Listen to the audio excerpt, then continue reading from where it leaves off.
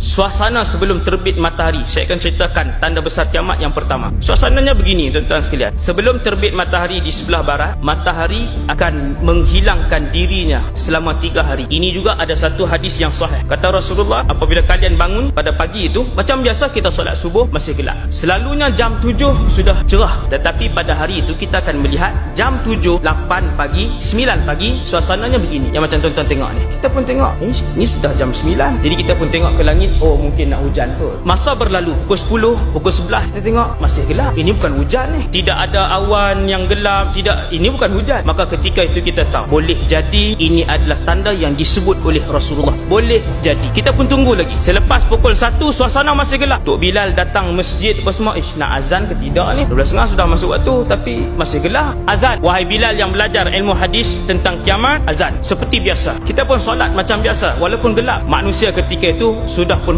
berkumpul di banyak tempat. Masing-masing tanya, ni apa yang berlaku ni? Masing-masing menunggu berita daripada TV dan sebagainya. Maka kita akan tengok dalam berita sebagainya, fenomena alam yang tiada huraian. Sekarang ini pun Allah sudah tunjukkan banyak fenomena alam yang tidak boleh dirungkai oleh sains dan ilmu. Kemudian tuan-tuan, kita pun akan tengok manusia sudah mula berbincang di masjid, orang dah mula riuh. Kita tunggu esok. Keesokan harinya, malam tu semua tidur, esokan harinya semua bangun. Hari kedua bila kita bangun, manusia semua pakat tengok jam 7, jam 8 suasana gelap seperti ini. Ketika itu yakinlah kita dengan hadis Nabi sallallahu alaihi wasallam bahawasanya dalam masa sehari ataupun 2 matahari akan terbit daripada sebelah sana. Apabila hari kedua kita pun tengok masih gelap sampai jam 10, sampai jam 11. Gelapnya adalah seperti gelap malam yang matahari tidak keluar. Gelap itu sama ada 2 atau 3 hari, bukan 3 hari confirm. 2 atau, sebab ada 2 pendapat, ada 2 hadis. Tuan-tuan, kita pun bangun pada hari yang keempat. Kalau kita ambil pendapat hadis yang mengatakan bahawa 3 hari gelap itu, kita pun bangun pada hari yang keempat. Seluruh manusia bangkit pada ketika itu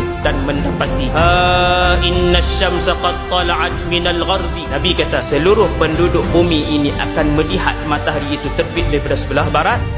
Apabila matahari terbit di sebelah barat, orang ramai akan menjerit. Itu dia, matahari sedang terbit di sebelah barat. Kata Rasulullah, semua beriman ketika itu. Seluruh penduduk bumi ketika itu beriman kepada Allah, bahawa mereka yakin inilah kuasa Allah. Dan ketika itu iman tidak lagi boleh diguna pakai, kerana apabila terbit matahari di sebelah barat, itu bermaksud Allah telah pun menutup pintu taubat selama-lamanya. Semua orang berlari ke kanan ke kiri, suasana jadi tidak terkawal. Ada yang balik ke rumah menyarungkan tudungnya baru menutup aurat. Ada yang berlari ke masjid terus mengambil wuduk dan terus solat, tetapi solat itu tidak boleh dipakai lagi. Yang bertaubat baru nak tutup aurat, ketika itu tutup auratnya tidak diterima lagi. Kata Rasulullah, ada yang sedang memerah susu kambing ataupun lembunya, dia meninggalkan perahan itu serta merta. Ada yang sedang meletakkan bata pada binaannya, dia meninggalkan letak bata itu serta merta. Ada yang ketika itu sedang berjual beli, dan ketika itu juga dia melepaskan duit dan barangnya. Kata Nabi, ini Nabi buat contoh. Mereka balik ke rumah mengambil emas masing-masing, mencari orang-orang miskin. Ketika itu berlari ke rumah orang miskin, lalu diletakkan di depan rumah orang miskin, diketuk pintu. Makcik ambillah semua emas ni, saya sedekah fisabilillah. Makcik itu kata, alangkah baiknya kalau sedekah ini semalam